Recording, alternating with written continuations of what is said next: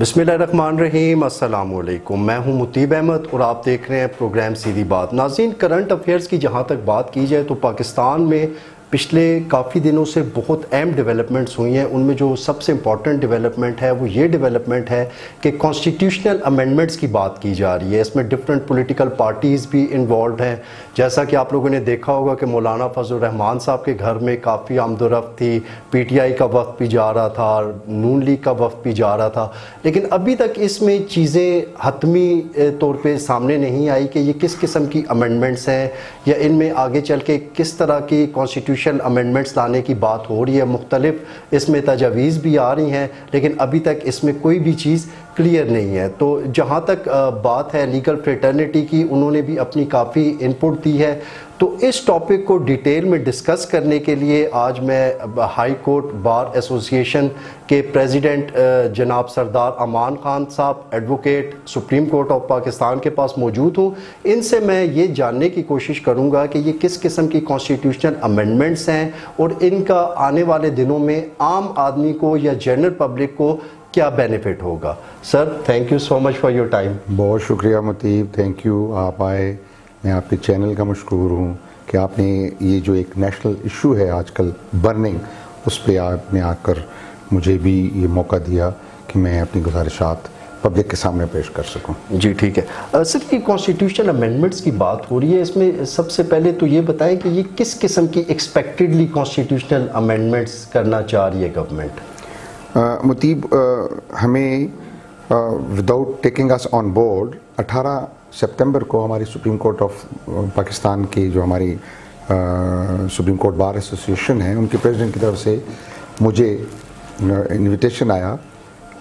18 तारीख एक मीटिंग हुई हमारे सुप्रीम कोर्ट बार हॉस्टल में इस्लामाबाद, और हम लोग गए।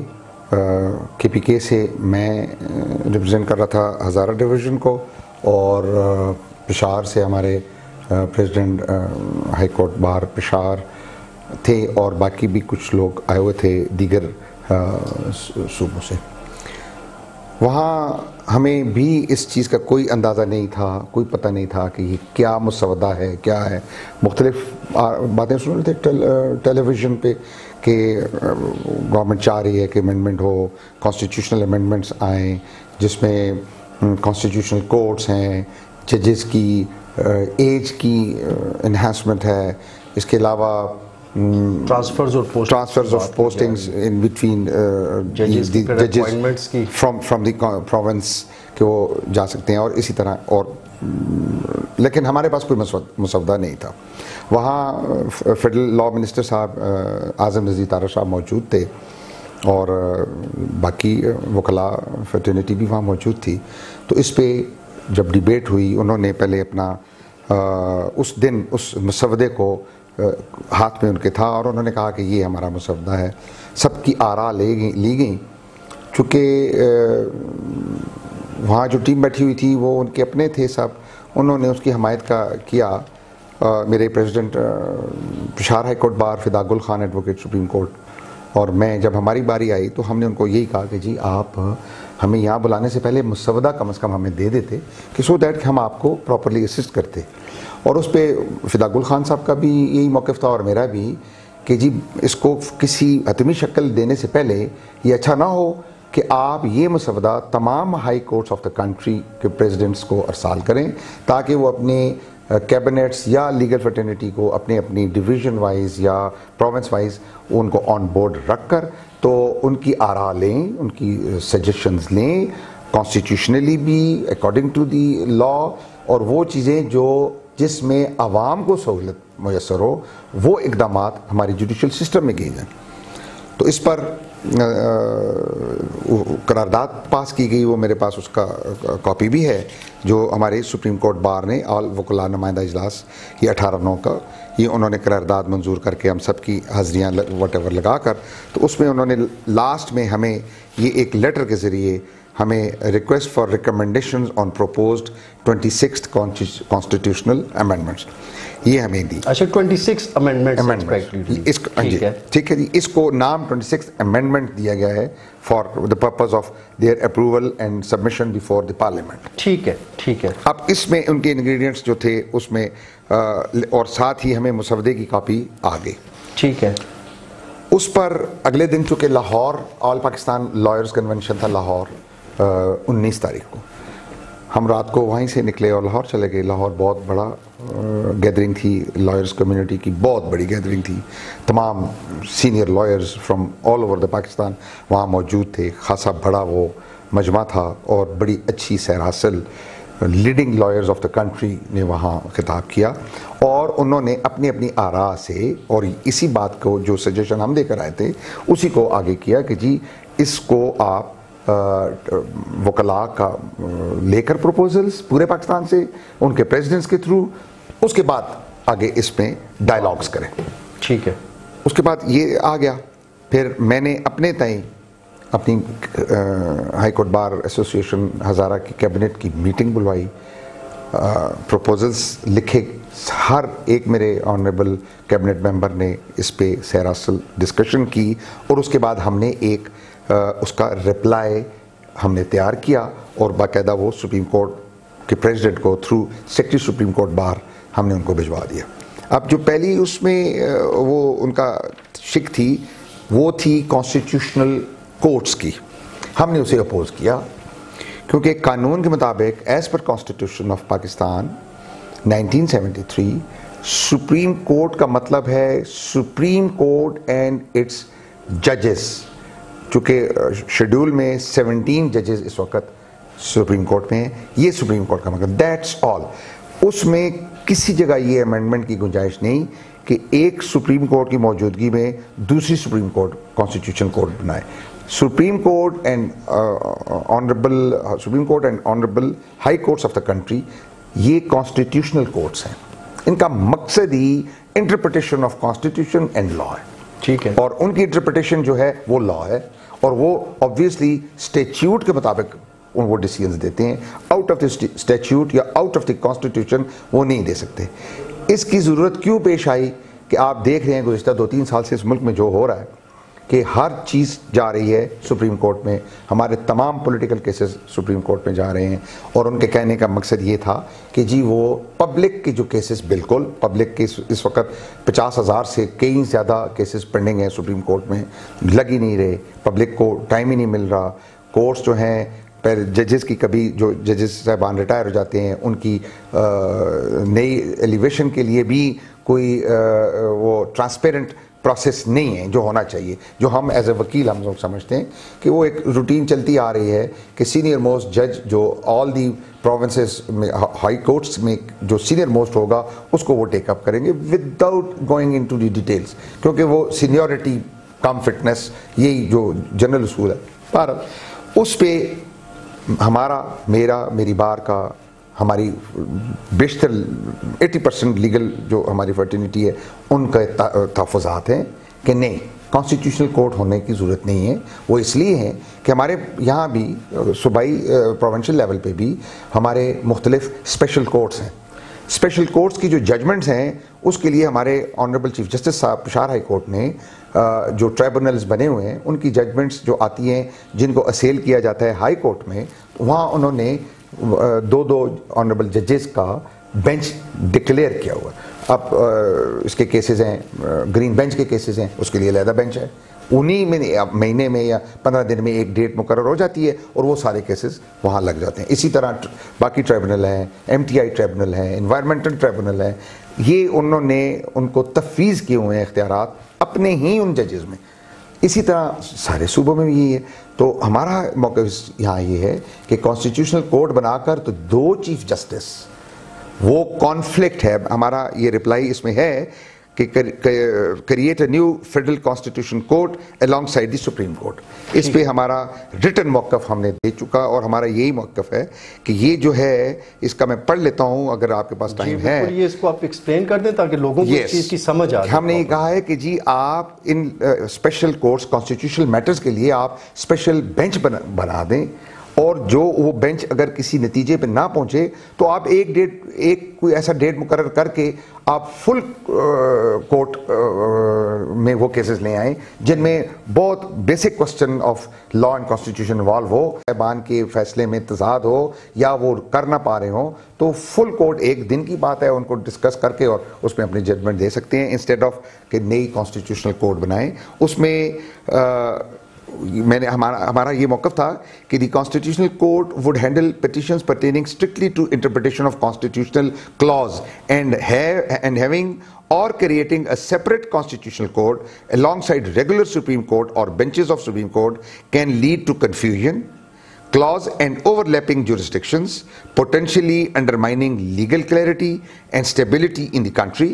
Such create competing, partial and disputed interpretations of constitutional matters which would tantamount to conflicting judgments. दो जजमेंट वो भी वही जज हैं जो कॉन्स्टिट्यूशनल कोर्ट में होंगे, वो एक जजमेंट देते हैं, बाकी सुप्रीम कोर्ट के जजेस जो हैं 17 जज जो हैं या 14 हैं, जितने अभी तो 17 टोटल हैं और अभी 19 कर दिए हैं, 3 एडहॉक जजेस भी हैं, तो वो कॉन्फ्लिक्टिंग उसमें आ जाएगा, जजमेंट आ जाएंगी, वो किसी क्लैरिटी के बगैर होगी। और ये जो इसका जो रिजल्ट क्या होगा, ये मुल्क में और कैओस फैलेगा। ठीक है, अवाम में कैओस फैलेगा। ठीक है, आपके एक constitutional matter as a civil वहां पड़ा हुआ है और किसी और के मैटर में वो और जजमेंट देते हैं, लेकिन कॉन्स्टिट्यूशन आपको बार कर रहा है या आपको अलाउ कर रहा है, उसको बार कर रहा है, तो उस जजमेंट और जो आपको रेगुलर कोर्ट जजमेंट देगी उसमें ब्लास्टिंग सिचुएशन आ जाएगी। बिल्कुल ठीक है, ठीक है जी, ये हुआ है। और इसके अलावा ये है कि ये जो बेंच कैन डिपिक्टेड एडोसली and be authorised by the chief justice and its committee under article 184(3) to tackle matters requiring constitutional interpretations and it further amounts extra burden on consolidated exchequer. ठीक है, अब वो अलहदा अगर 4 जज एलिवेट करते हैं, ज़ाहिर एलिवेट करने पड़ेंगे उनको, कि उनको तो मतलब पर्पसली कॉन्स्टिट्यूशनल मैटर्स के लिए है, तो उस पर भी करोड़ रुपए गवर्नमेंट का उनको उनके पर्क्स एंड प्रिविलेजेस पे खर्चा है। तो हमने इसको अपोज किया है। ठीक है। दूसरा जो इशू इसमें था कॉन्स्टिट्यूशनल अमेंडमेंट, वो थी कि raising the retirement age of जजेस, एज रिलैक्सेशन, एज इन्हांस करने। हमारे हाई कोर्ट के जज जो हैं वो सुपरनेशन में 62 ईयर्स की एज में वो रिटायर हो जाते हैं और सुप्रीम कोर्ट में 65 ईयर्स डेट ऑफ रिटायरमेंट है।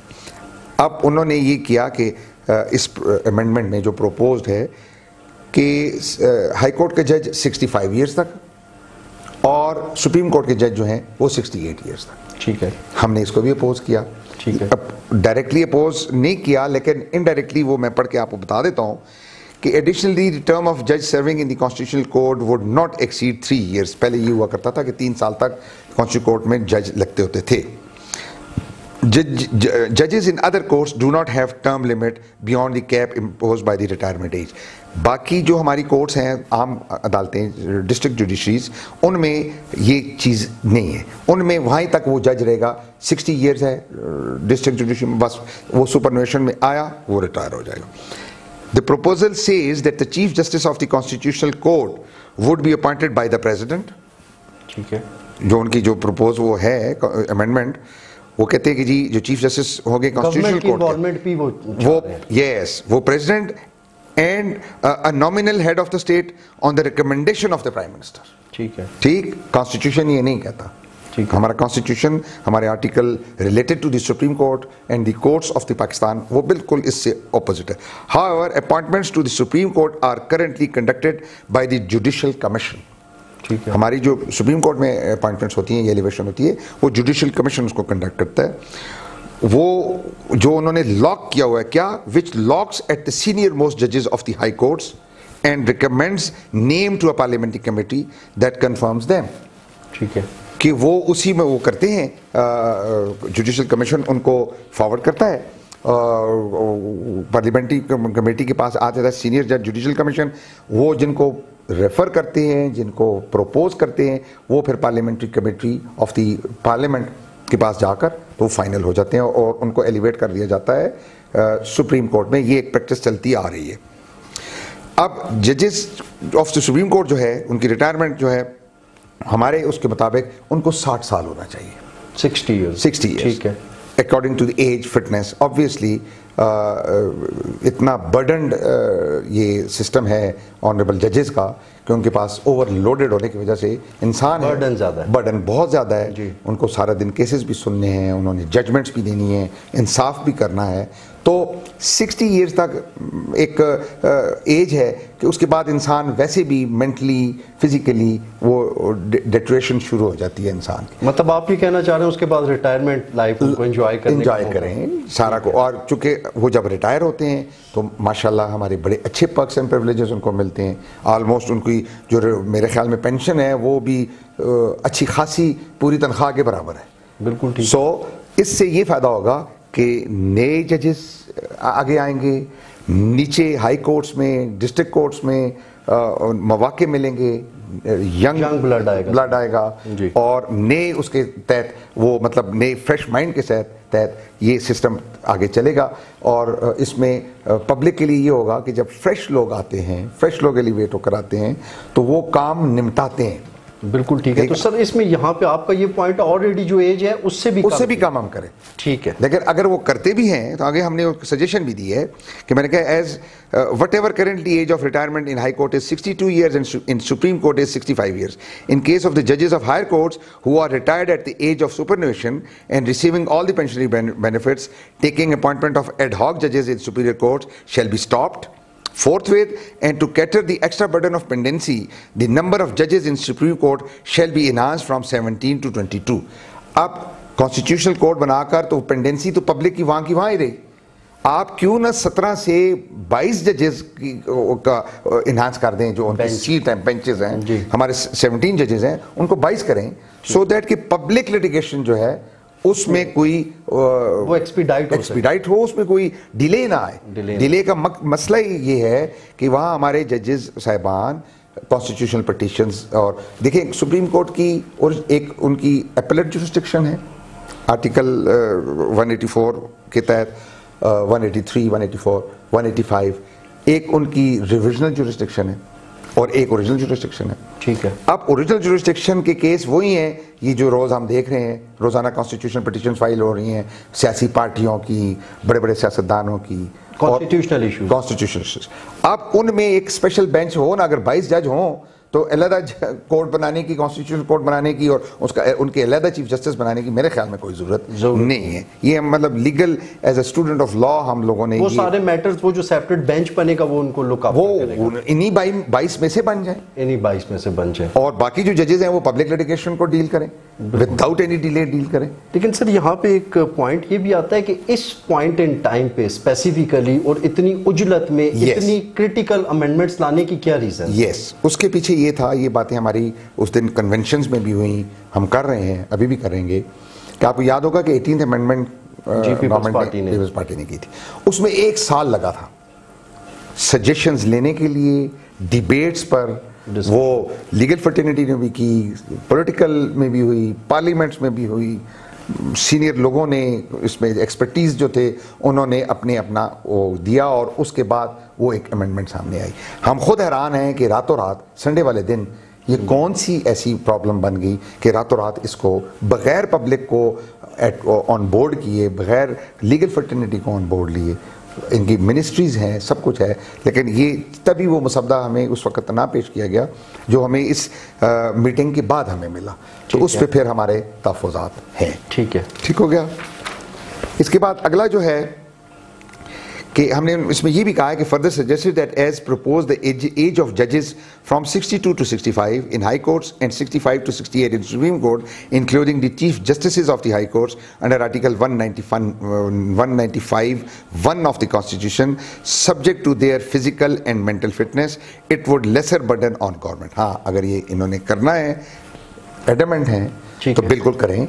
ठीक है. फिर नए जज ना लें, लेकिन उसका सब्जेक्ट टू उनकी फिजिकल और मेंटल कैपेसिटी, ठीक है, वो हो उन जज साहबान की जो एट द एज ऑफ 68 तक वो उसको कर सकते हैं, तो फिर उन्हीं को आगे करें.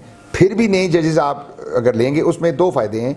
एक, जो जज साहबान रिटायर हो जाते हैं गवर्नमेंट एक्सचेकर पर, तो उनकी सुपरनोवेशन, वो क्या कहते हैं, उनके पर्क्स एंड प्रिविलेजेस, उनकी पेंशन बेनिफिट्स वो भी मिलते हैं, वो पेंशन भी लेते हैं। ठीक है, तो वो तो एक्स्ट्रा बोर्ड है और काम कुछ भी नहीं, रिटायर्ड। हाँ, यूरोप में जिस तरह है, यूरोप में टिल डेथ जज है, क्योंकि उसको वो वहाँ उन्होंने ये कहा है कि अगर हम इनको 60 या 65 पे रिटायर कर जाते हैं तो ये गवर्नमेंट पे एक एक्सचेकर पे एक बहुत बड़ा बर्डन है। उनको तो उनको भी देनी है, जो उनकी जगह नहीं रखेंगे उनको भी देनी है। ठीक है, तो क्यों ना इस, अगर ये एडमेंट है तो बिल्कुल सब्जेक्ट टू उनके ऑनरेबल जजेस की फिजिकल और मेंटल जो उनकी है फिटनेस है, उस हवाले से मतलब कि यहाँ पे आप ये कहना चाह रहे हैं उस बेंच का जो सुप्रीम कोर्ट में जो आपने रेकमेंड किया है उसका हिस्सा अगर बनाना चाह रहे हैं तो फिर इन्हीं को आगे depending upon their fitness mental और फिजिकल। ठीक है, उसमें ये होगा कि गवर्नमेंट एक्सचेकर पे और बोझ नहीं आएगा, क्योंकि ये एक जज साहब की, मतलब आप उनको अगर ईयरली उनको करें तो ये करोड़ों में जाता है। बिल्कुल ठीक है, जो एक्सपेंसेस ऑन अ वन जज। ठीक है, तो इट गोज इन मतलब मिलियंस। बिल्कुल ठीक है, तो इससे एक्सपेंसेस भी कट डाउन हो जाएंगे और प्रॉब्लम भी सॉर्ट आउट हो जाएगी। ये हमारी सजेशन। और तीसरा था इनका वो है legislature individual vote against their party line would be, जो इशू अभी कल सुप्रीम कोर्ट ने डिसाइड कर दिया। मैं इस पे आप माजरत के साथ नहीं करूंगा कि एक कोर्ट का डिसीजन आ गया, बस वो अभी मैंने पढ़ा नहीं है, नहीं तो मैं इस पे भी आपको करता। इसके बाद जो आई है इनकी एक और प्रपोजल है कि वो amendment to article 175A of the constitution which governs the appointment of judges to the High Court, the Supreme Court and the Federal Shariat Court. Article 175 of A of the Constitution of Islamic Republic of Pakistan, वो appointment of judges जो High Court में elevation होती है, फिर जो Supreme Court में होती है या Federal Shariat Court, उसमें वो तरमीम चाह रहे थे। हमारा उसमें ऑलरेडी एक सेटल चला आ रहा है कि हमारी हाई कोर्ट में जो एलिवेशंस होती हैं जजेस की, वो कैडर में से होती हैं और डायरेक्ट लॉयर्स से होती हैं। ठीक है, उसका क्राइटेरिया जो है वो होना तो ये चाहिए कि अकॉर्डिंग टू द मेरिट, कि वो वकील साहिबान हमारे जो ऑनरेबल जज डायरेक्ट हमारी वकला से जाते हैं, उनका बड़ा अच्छा विजन होता है, लेकिन उसमें अगर मेरिट को सामने रखा जाए, पर्सनल लाइक्स एंड डिसलाइक्स ना हो, तो ये सिस्टम और भी अच्छा हो सकता है। जुडिशियल या इंसाफ जो है ये और मजबूत हो सकता है। हाँ, जस्टिस मिल सकता है। अगर किसी की सिफारिश से कोई है, मैं किसी की सिफारिश से जज लगूंगा तो मुझे कल उनकी सुननी भी पड़ेगी। मैंने लॉ और कॉन्स्टिट्यूशन या जस्टिस को नहीं देखना कि वो मुझसे नाराज ना हो जाए। बिल्कुल ठीक है। अब आगे जो जजेस जाते हैं वो पहले भी मैंने कह चुके हैं, जो हमारे हाई कोर्ट्स में से जजेस जाते हैं, हमारा वहाँ कोई कोटा सिस्टम सुप्रीम कोर्ट में नहीं है।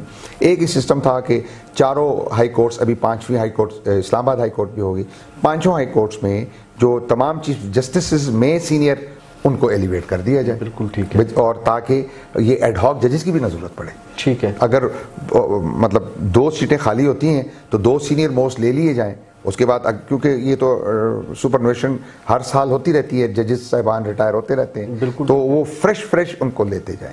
तो एक हमारा इसमें भी हमारा यही स्टांस था कि मैं इसको कि ये judicial commission would surprisingly have no role at all, it would only become, ये अगर ये इस तरह करेंगे कि इसमें लिखा है कि the bill stipulates that the president shall appoint the first chief justice of the new constitution court on the prime minister's advice, likewise the initial जजेस of this court would be appointed by the president in consultation with the first chief justice. For these initial appointments the merged judicial commission would surprisingly have no role at all, it would only become relevant for subsequent appointment after the constitutional court is full established. The proposed amendment in article 175A is absolutely against the basic structure of the constitution. Same amendments are vehemently denied. Contradictory हैं। हमने कहा कि इससे और chaos create होगा। ठीक है, एक सिस्टम चल रहा था तो उसमें तो कोई ऐसा फ्लॉ नहीं था। ठीक है, तो उसको रखे।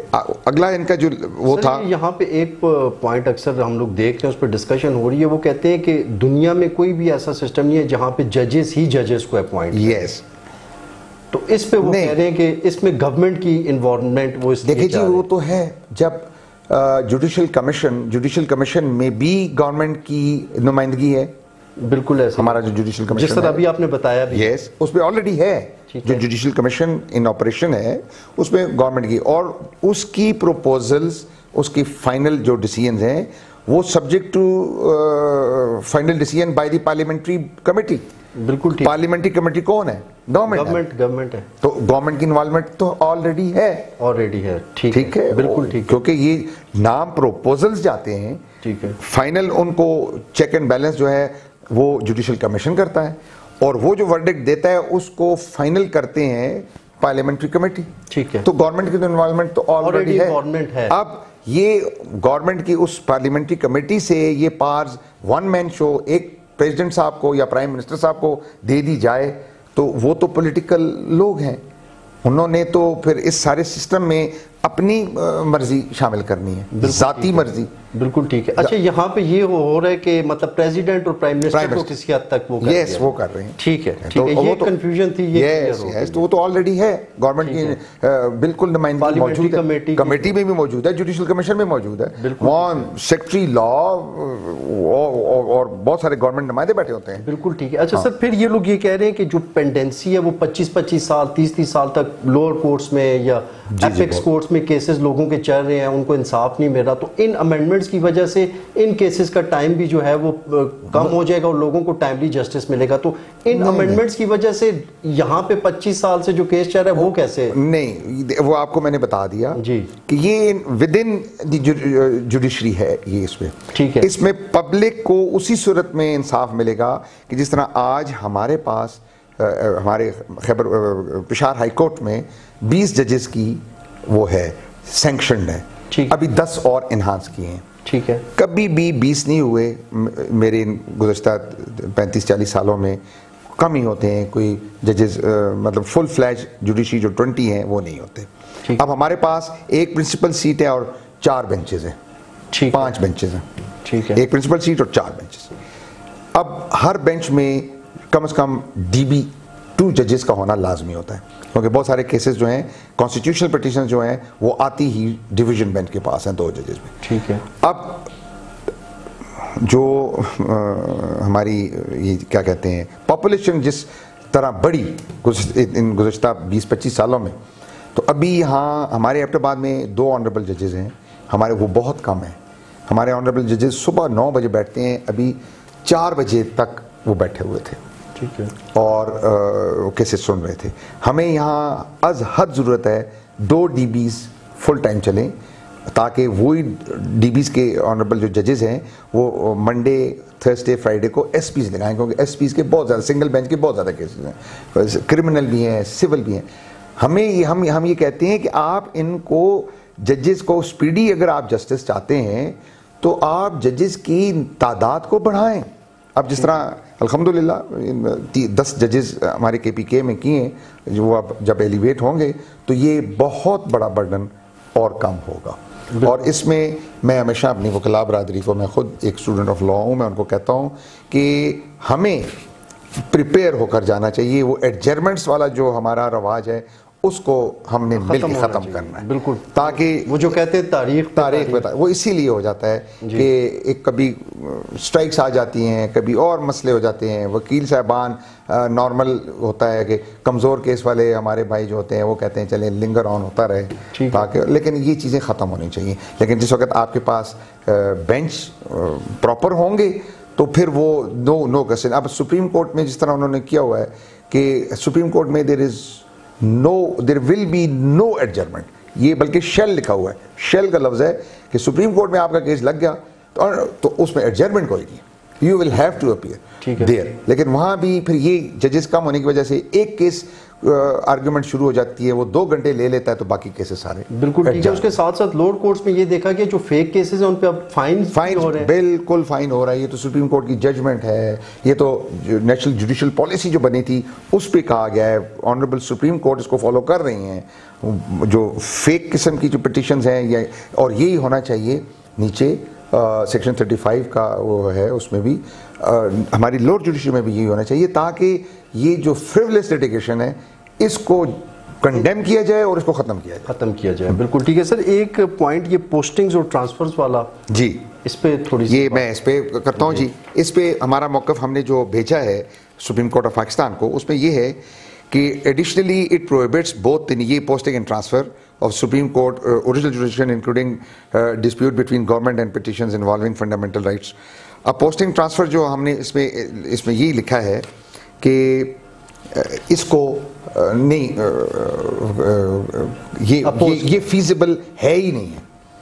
अब हमारी चूँकि सारे जो मैटर्स हैं प्रोविंशियल हाई कोर्ट्स के, वो रिलेट करते हैं प्रोविंशियल ऑटोनॉमी के साथ।